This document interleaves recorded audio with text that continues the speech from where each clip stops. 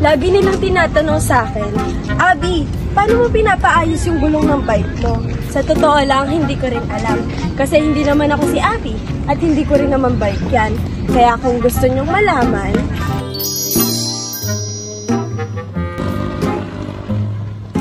bakit kami nag-use? Bakit Yums? I choose Yum because I want to improve my writing, communicating, and my public speaking skills because someday I wanna be a weather forecaster. So ngayon, nakikita natin ito ang Pilipinas. So ito po yung bagyo. Binaw. Bakit yan nag-Yums? nag-Yums ako kasi naka-align yung course na gusto kong kunin dito, which is criminology. At saka isa pa, gusto ko rin level up ang aking confidence sa public speaking. Hoy! Bakit ka nag-Yums? Kasi po, sa pagtako ng Saranda Yums, makakamit ko ang aking pangarap bilang isang pare.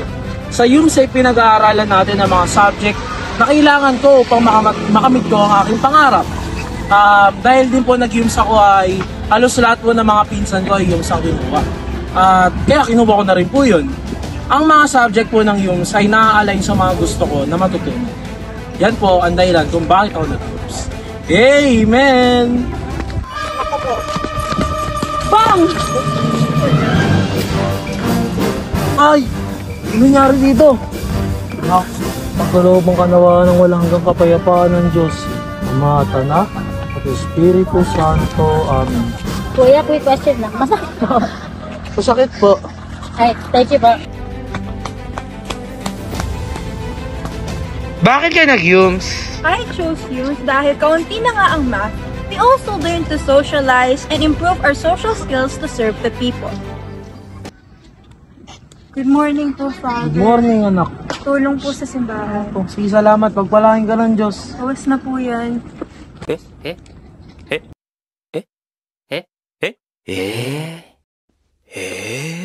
Yumstrand is designed for students who aim to pursue careers in communication, teaching, social work, law, psychology, political science, and other related fields. In Yums, you will learn about society, culture, politics, people, and such.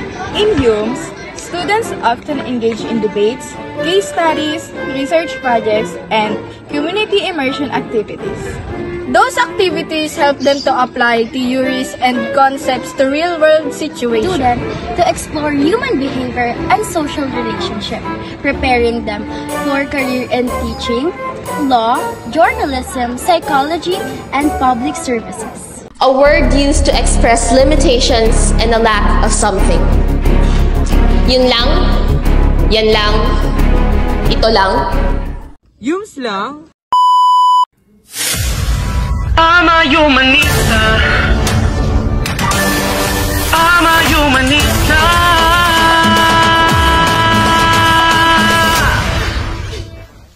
Humanista kami.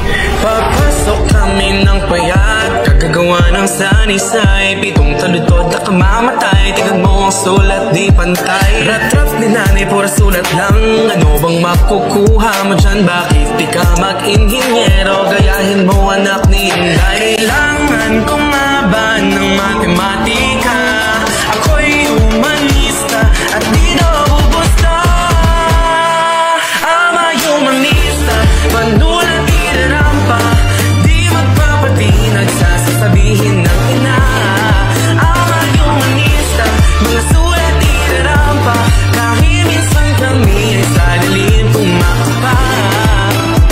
Sa scam ako'y napaparaan, chismisan nagbubalungan, sayang naman talento niyan, sayang si puro sulat lang. Di na magpapaliwanag pa, wag sanang nilalang humanista. Kami rin ay nakikibaka, gamit panulat bilang sandata. Pati papel ko sa'yo ay nasusuka, yung sa madali